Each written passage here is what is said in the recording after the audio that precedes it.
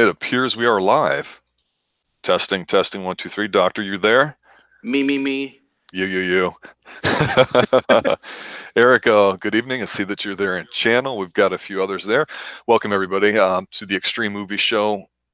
And I don't know what we're going to call this action channel here, but this is something that we've been talking about doing. So we're actually going live, unannounced, raw, as it were, extreme, the best way to do it.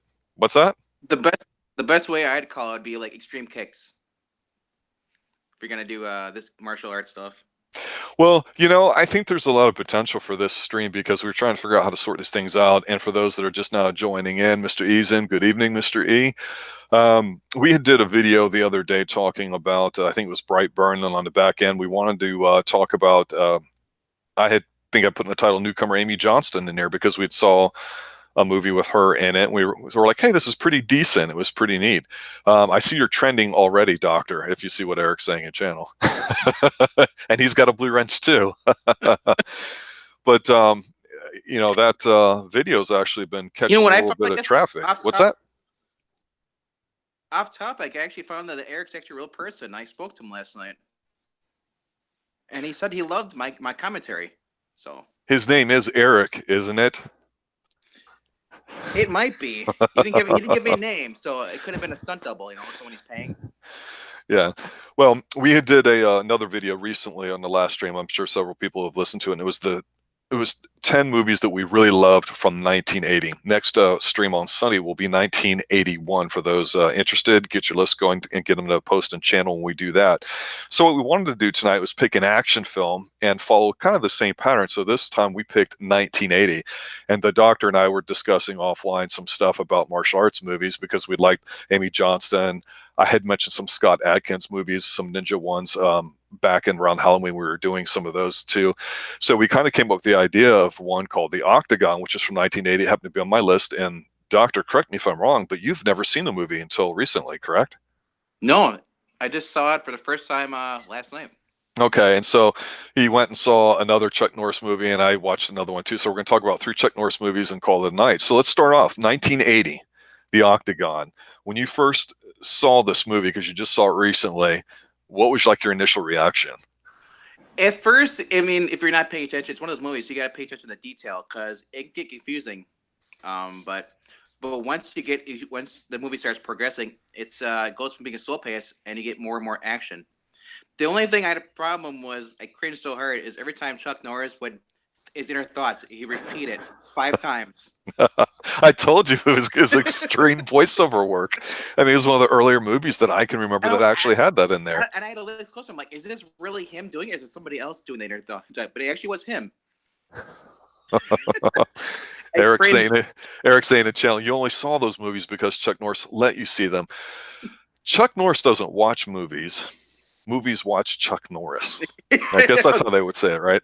Right. Yeah, I agree with you. The voiceover work was something I always remember as a kid. And when I went back to rewatch it the other night, I went, oh, that's still cool. It's still badass, because I was hoping it wouldn't be silly. Now, what else did you notice about the movie? Every single woman in that movie is hot.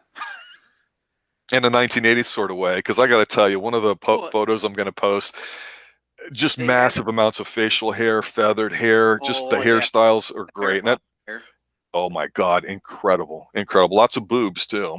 Englentine would like this, would be high on his Extreme Movie Metric boob meter. Yeah, for me, I think the first thing I noticed about it was a ninja movie. And here's the thing. Obviously, martial arts were big with Bruce Lee in the 70s. It got super hot. But for me, there's a big difference between the early 80s movies, which were more like ninja types, and then in the 80s that just jumped the shark and became full-on action movies with lots of guns and violence. And there's nothing wrong with that. It's just totally different. I have a preference for the ninja type movies, as bad as they are. Maybe it was my age, but I just loved seeing those types of things. And Chuck Norris, no matter what you can say about him, the guy, again, he's a natural on screen because he grew up doing all that kickboxing. So let me ask you, when you actually saw some of the fighting on there, what did you make of that? Well, you get easily tell, is this not CG? It's actually a guy actually doing his own stunts. Yes. When he got hit, accidentally, you could see him, hurt. I mean, it still made when he get the sound effects go, whenever someone got hit. which is kind of corny, because you can't exactly hit him. But I thought he actually did most of his stunts pretty good. You know.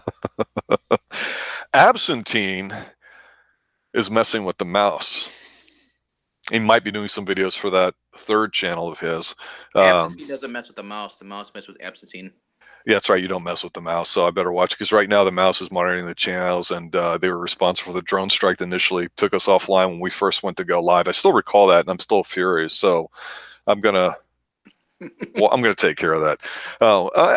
Here's what I thought about the Octagon. When I rewatched it, and I tried not being critical, I still enjoyed it. I agree with you; it was a little bit slow, but here's the thing: a lot of movies back then were a little bit longer than 80, 90 minutes. This one clocked in at about 145, almost 2 hours. Yeah. And also the fighting, it is what it is, but I liked how they kept cutting away because actually there's still some scenes in here that just still look fantastic. There's one scene where at the Merc camp where everybody's kind of doing like a jog in the afternoon, and they're cutting through these grasses and fields, and somebody who tried leaving the camp had gotten whacked, and they had disposed of the body. Well, they see this body laying on this pile of leaves, and they go up to look at the guy, and they're like, "Oh Jesus!" But what I had forgotten was the scene is everyone stands around the body, and then all of a sudden you see this knife blade come up from the body right into the guy's throat, and there's a ninja hiding and had buried himself up under the body, and it's just a cool scene the way it looks, and I pop for that kind of stuff because it's pretty neat. And then they actually showed you the different weapons and everything too. The guy was killed because he said screw it, he got sick of it, so they threw a ninja star in the back of his neck. That was cool when he does a 360 and he does that little, and you hear that whoosh, right in the back of the guy's neck. That was badass. And the Octagon was legit. That was a nice looking training facility. My favorite part though is always the guy who gets the trapdoor, and you hear him swear, and like, what the fuck? Get your ass, it's the Irish guy. Yeah, there's some data dialogue in it, but it's Chuck Norris. It comes along great. You can't keep your eyes off on him. And then the ending scene's pretty good. It just made me remind me of Dr. Evil when he put Will Ferrell into the chute. Well, that's where they stole it from, I think. I probably. Or actually from the James Bond movies, because they did that too. So, yeah. But no, that's one of the things about the Octagon. It's not the best movie in the world. It's solid for what it is. It's got very good production values. I enjoyed watching a lot, and it looked really great, the print that I saw. I actually saw it currently, I believe, on Prime, free. So if anybody's interested, it's there right now. With Chuck Norris, so he's talking to the blonde. And he's like, he's like, I forget what the first part is, but the second part, he's like, that would make me stupid and you a whore. Yeah, he has these hoity-toity lines in there that I don't know if he's trying to be philosophical. Yeah, he's got a lot of one-liners in there. You're absolutely right, because her lines are cringeworthy or something. But that's cheesy 80s goodness. So I mean, drink it in. 80s. It was like the beginning of the 80s. This is like the 70s. He had the popped collar and the bell-bottom pants. And I just have to say, if anybody doubts what I like to say about massive amounts of facial hair and just body hair, when he has a shirt off and he's on the punching bag there, and you see that marvelous manscape he's got on going all the way up to his shoulder level, Jesus H Christ! If you see that's impressed. I mean, I'm staying away from that, but for some people, they like it. How long did this movie take place after Way of the Dragon? A couple of years. Way of the Dragon was mid 70s, so this is probably only 4 or 5 years. He'd been in a couple things actually up to this point. So this is one of the earlier films. I can't remember if this is a Canon film, because he had a sequence of them from a movie company with Canon, and those are known to be his big ones before he got into the action ones. So yeah, he did this one, and then he had a couple more over the next couple of years before going totally in the action thing, and then of course doing Walker, Texas Ranger, which is super huge, which I actually never watched. So I watched part of it. It was kind of corny because he'd always make up some kind of excuse for just for him to kick someone. Yeah, that had gotten to be that shtick there, because he does kick really good. The strikes and all that. Yeah. He's more of a brutal fighter really than a sexy looking whatever. But I mean, his kick was his signature thing, and they had the Chuck Norris pants and all that. What's that? I was more into Nash Bridges at the time when Walker was on. Yeah. Okay, so Octagon, great movie. Have fun watching it. Go see it. You can do worse. As I think I said before, it's better than Meg and most of what's going at it's already been released this year so far. So definitely worth watching. I would give it a 7 out of 10, just because it has a real slow start to it. But the action scene towards the end, though, like he's like a one man army. It's insane. Yeah, I it's love. good stuff. It's good stuff. And you know his friend was going to get whacked. And Yeah, also, exactly. I'm surprised because you forgot to mention when you had asked me, is that Ernie Hudson? And I said, no, it's a jacked up Ernie Hudson in this movie because the man Yes. is, yeah. I was like, he didn't have gray hair yet. No, and that's the thing. When you watch some of these movies, you realize a lot of bit players you're going to see again. There's actually one bit player in this movie that we'll talk about in a moment. But let's go ahead and transition to the other Chuck Norris film that you saw, which I believe was Delta Force. Yes? Delta Force, man. Tell me about it. Was it your first time seeing it? What'd you think? It's my second time seeing it. I've seen it on like I used to watch it as a kid growing up on TV. There's a censored version of it. Yes. Just the whole thing of it is like where you have terrorists being terrorists. You don't see that like nowadays. You don't see the Middle East people being terrorists in the movies. This is more like basically the gist of the day is that the plane gets hijacked by these Beirut terrorists. I think they're from Beirut. Mm-hmm. And they hate the Americans, so they and remember how Muslims these ones they hate anybody Jews. So on the plane, they discovered there was Jews on the plane, and they separated the Jews, from anybody else on the plane. There's three. There were, I guess there's three Navy SEALs that were also on the plane too. Mm-hmm. But they kept calling them Marines. They're like, dude, we're sailors. We go diving. Like they kept like, no, you're a Marine. And like that's how much ignorant these guys are. They had two grenades and two handguns, and that's how they took over the plane. And I was like, and the way they put the guns, the service guy came in, he put the guns inside the napkin dispenser in the bathroom.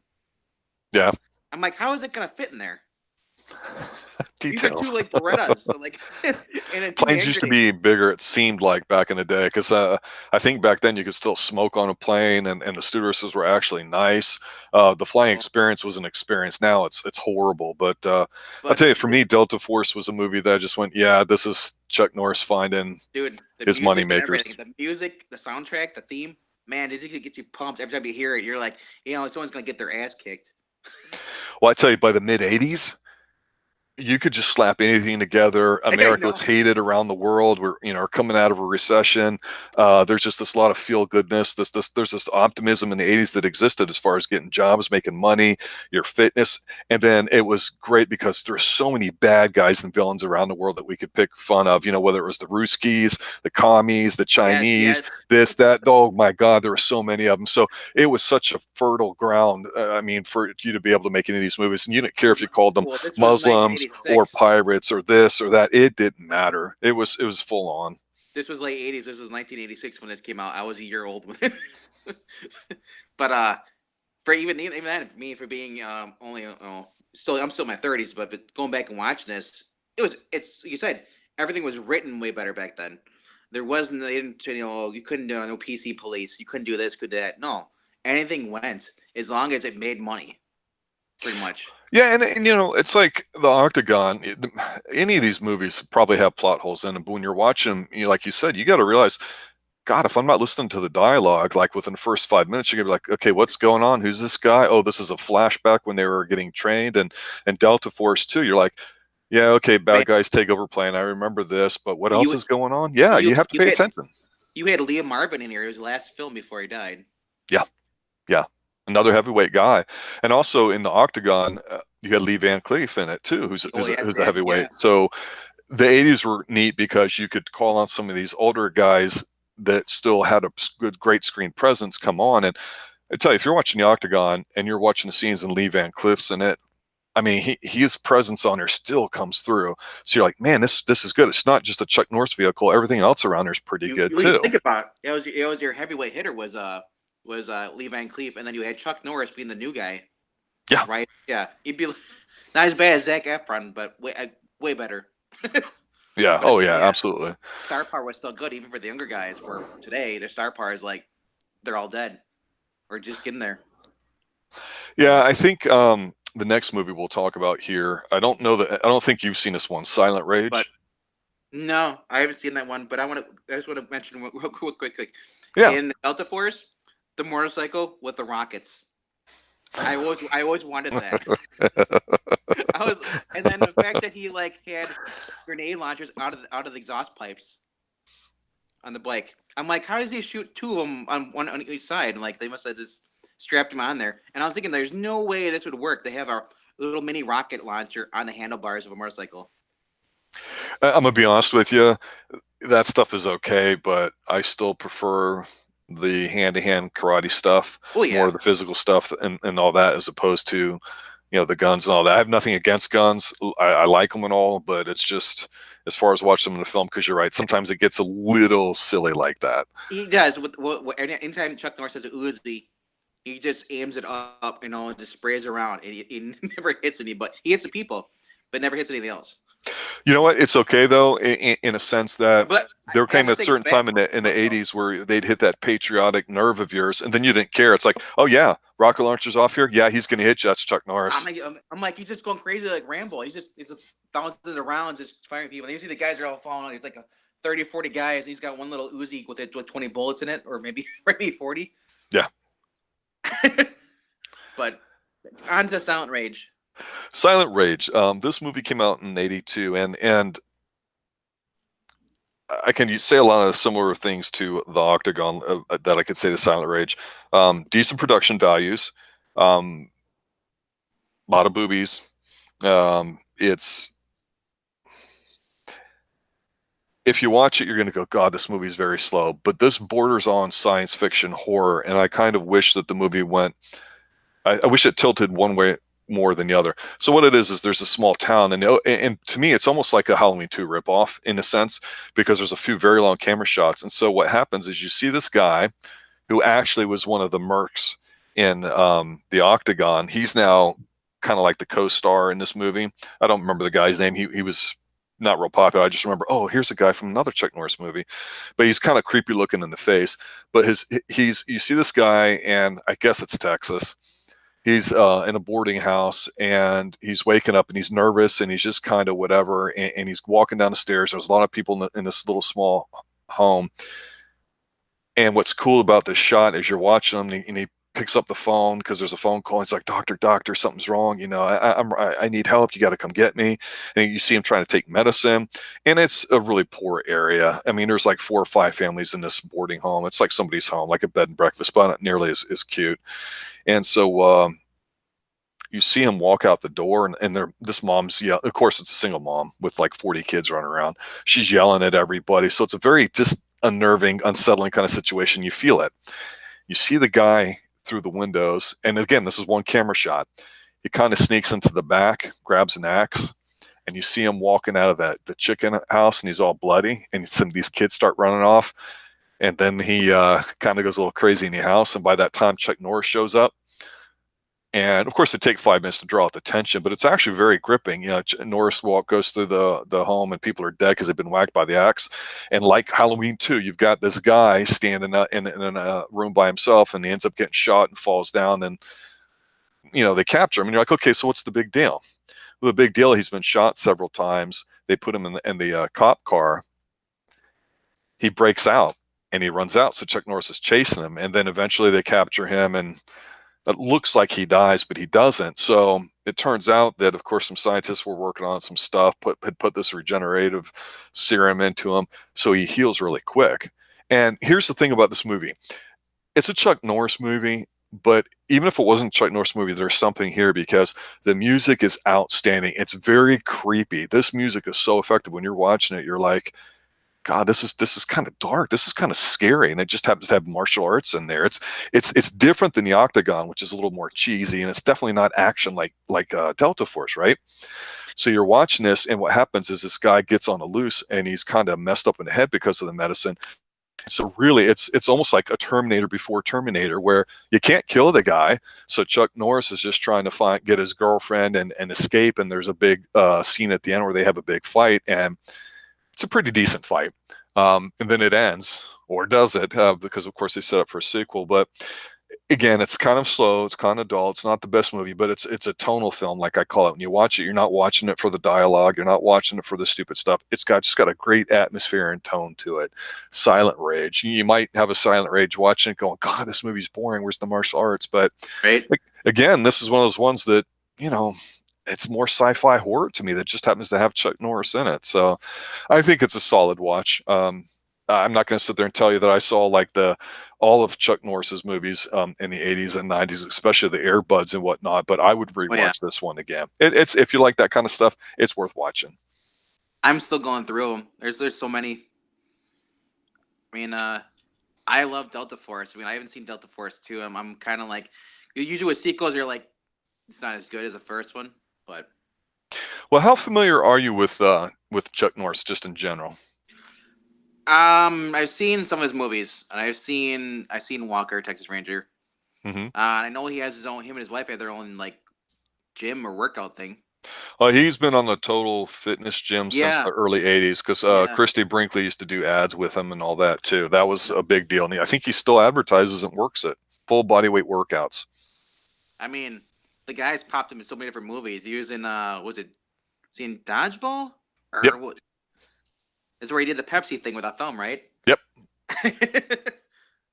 As a judge, but I mean, yeah, he still does some stuff, but Yeah, well, I'm glad you kind of like the Octagon there because I had it pretty high on my list. I know there might be quote unquote better movies, but for some reason it just sort of clicks when I think of Chuck Norris. I think of this movie and some others. I liked Chuck Norris a lot back then. I'm sure we're going to talk about some of his other movies coming up as we go on and do the next ones. So again, for the next stream we're going to do on Sunday, assuming E's present and available, we're going to do 10 films of 1981 okay. that he and I like. I know a lot of people were making lists. I think that's pretty cool. So it's not the best films or the best money makers. It's just the ones that we like and we remember. And we, like I said, we've gotten some fantastic feedback on it. The Amy Johnston one was really popular, and actually another one that's getting a lot of hits the past couple of days is the top 10 from 1980. So I'm glad we did a 1980 film today. The Octagon is our primary movie. And if you guys want to, instead of posting your list in the chat, you can always post them on Twitter. You know. Yeah, absolutely. I mean, we've gotten a lot of retweets lately for you, and I know I copy a lot of you guys on it too. I know Doctor does that as well. But yeah, as trying to grow the channel, that's exactly what we're doing. We're trying to get stuff out there because we're really looking for that engagement. We can talk all day about all these movies, but frankly, if you guys are bored of it, we don't have an audience. Why talk about it? So, like I said, you liked Octagon, you hadn't seen it, but now I'm glad that you did. So, if you guys love like just karate movies with good plots, watch the Chuck Norris movies. Watch the Jean-Claude Van Damme. Even the early Jackie Chans were good. Even to later ones. The one I saw recently was Revenger. It just came out. I think last year. mm-hmm. And he's a new martial artist. I forgot off the top of my head what his name is. I think it's Sean something or Sean Kuhn or something or Ben Kuhn. Mm-hmm. He's a Korean martial artist, and the whole movie is like it's insane. It's all martial arts. They're on an island like the movie Condemned, where people go. He's an ex-cop, and there's two tribes. There's tribes where the good criminals are, and then there's the tribe where the bad ones on there. And this guy just does nonstop, like he's like Bruce Lee almost, like the way he just beats people up. Where you see legs snapping, you see like heads cracking, he doesn't even use a weapon. He's like, I don't need weapons. Here's these guys got like spears and daggers. Nah, he just gets some. He moves that fast and all. So Yeah, get you some of that. right. It's like you watching a movie, like and you just increase it by a little speed. Your YouTube video, increase it by like 0.5, Mm-hmm. and that guy's doing it at normal speed. So that's Interesting. And this is called Revenger. Revenger. It's on Netflix. Interesting. Let me check that out too. Well, as we wrap it up here, any final thoughts overall? Octagon or anything else? Octagon. I'd recommend it still. Yeah, it's slow, but man, you got three gorgeous ladies in there. You do. You I do. mean, beautiful hair too. Even a side boob. Yeah, Chuck Norris will be talking about some more. I'm not sure if we'll talk about him in 1980. I'm finalizing my list now. I've got a few things on there too, and there's just so many fantastic movies. So, yeah, we definitely want to keep an action channel separate. So this is our unofficial raw debut for it. So I'd like to thank Doctor for guesting tonight. I'd like to thank those that were listening and those that are listening here in the future. And as always, guys, stay extreme. Have a good night. Good night, guys.